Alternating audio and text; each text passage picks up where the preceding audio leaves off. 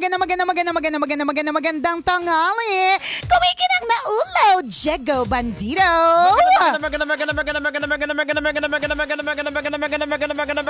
Magandang kumikinang ina. Hi! Nicole Yala. Hoy, ano na? Parang bulaklak ka ngayon. Oh. Parang sa Namumukadkad, di ba? Oo nga, no? Oo. Ano ba to? Parang bulaklak ka ngayon. Sa naisip ko lang si Joe Dick isang malaking bubuyo. Naninipsip ng... ako naman. Dadapo sa'yo. Asa bulaklak, nagpapasip-sip din. Charet! Uy, Diego. Kahapon, nag-post ako sa aking Instagram at Facebook account. Aha. So sabi ko, magpapaliwanag na ang tambalan. Okay. Gusto mo na ba akong tanungin? Pwede naman eh, kasi alam mo kung bakit? Bakit? Alam mo bakit? May mga nauna na kasi. Balita ko. Kaya nga may Kaya nga eh. Balita ko na isplok na sa AM. Oh. So, syempre dahil na-isplok na sa AM, di ba? Kailangan naman ding sa atin na din mismo manggaling. Of course, syempre sabi nga nila mas maganda from the horse's mouth. Yes, di ba? Sa True Lalo to lang halong Eklabo tayo, yung ating, ang Pilipinas, ang mundo ng mga marites, yan. Syempre, nababalutan tayo ng mga fake news, ng mga haka-haka, yan. Nagpapaniwala tayo basta-basta sa sinabi ni ganito. Kahit sa totoo lang, ang followers niya lang 3, di ba? So, importante na kapag meron kang impormasyon na gusto mong malaman, it should be straight from the horse's mouth. Ibig sabihin, manggagaling direkta dun sa source. Kung ano ba yung impormasyon. Correct. Kasi kapag nasali na yung kwento, yung Bacolod nagiging Batangas, yung Batangas nagiging Bohol, di ba? Correct. Ganon, di ba? So, ayun. So, sabi nga namin sabi ko nga magpapaliwanag na ang tambalan. Pero, kailangan nyo lang pong antabayanan sa darating na Friday. Yeah. Sa darating na Friday, kasi makakapiling natin ulit ang ating si Chris Chuper. Sa ngayon po, siya po ay nagpapatuli pa rin. Hirap na hirap yung doktor. Gumagamit mo na ilang chainsaw na yung bumigay. 16 daw sabi ng huling doktor na nakausap ko. 16 na chainsaw yung ginamit, ang kunat talaga. Ito naman kasi si partner Kung kailan naman 44, saka naman talagang nagpatuli, di ba? Hindi, yung sa mga, sabi ko nga, Diego, parang, paano kaya to nang hindi ako iiyak, nang hindi ako, hindi dito masyado magiging madamdamin. Hindi, kaninang umaga, naiiyak ko na lahat. Yan. Tapos na ngayon, naka-contact lens na ako. Ayun. Pag naka-contact lens kasi ako, Diego, kalahati ng pagkaunawa ko, 50% ng pangunawa ko nababawasan. 50% ng emosyon ko din nababawasan. Kaya, this is the time to say it. Charot. Ayun. So, kung kayo po ay nakarinig ng mga bali-balita tungkol kay Chuper, totoo po yun. Yan. Opo, na nagpatuli po siya. At 16 na chainsaw na po ang ginagamit kaya hindi pa po siya makapasok. Hindi, I believe some of you were able to hear it. Nakakita na po kayo ng ibang mga photos. So, para po dun sa mga tambalanista natin, while it breaks everybody's heart. Yes. That includes me po, mga kabisyo. Correct. Includes everyone's heart, mga kabisyo. Talaga nga, si Chris Chuper has decided to move on to a different path. Yan. So, magmomongha na po siya. Hindi talaga ba tinukahusap? Nakapag-desisyon na siya papasok ng seminaryo. Naisip-isip niya ngayon na at sabi ko talaga mongha, no? Bakit mongha?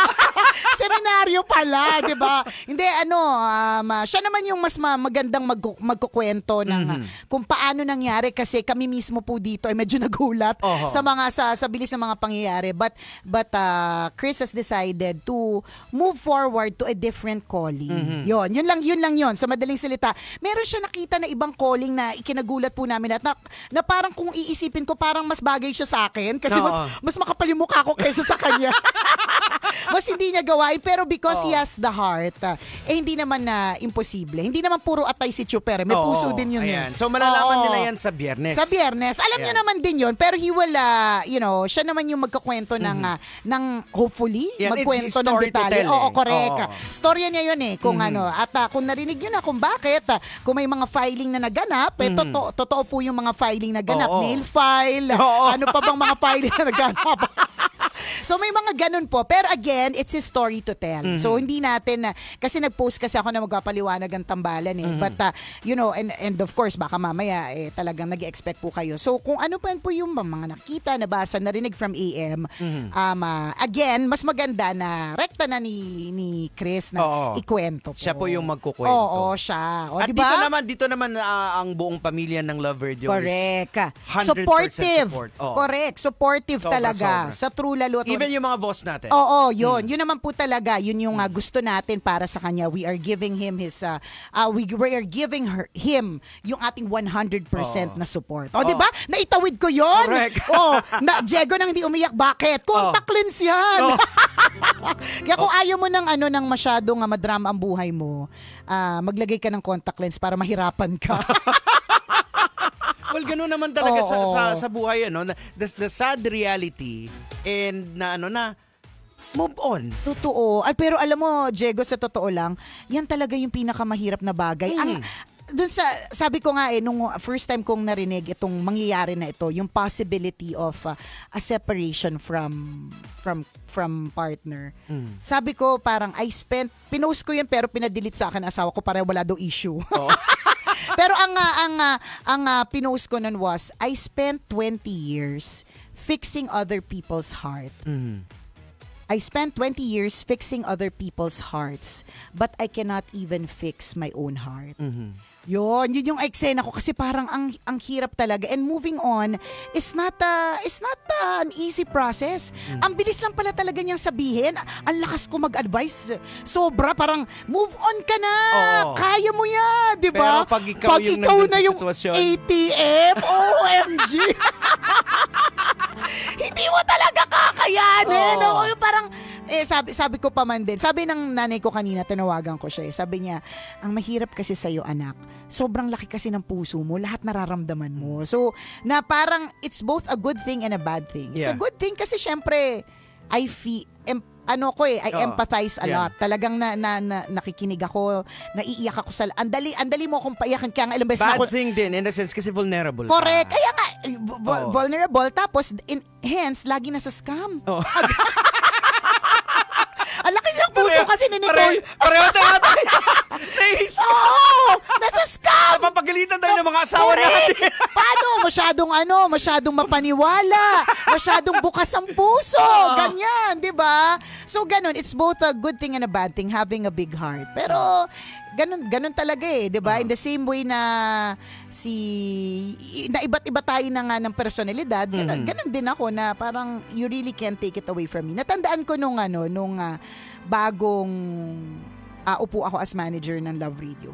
Merong nagsabi sa akin na dapat matapang ka dyan. Ganon. Sabi niya, dapat ka na, parang hindi mo na sila mga kaibigan. May nag-advise sa akin na ganon.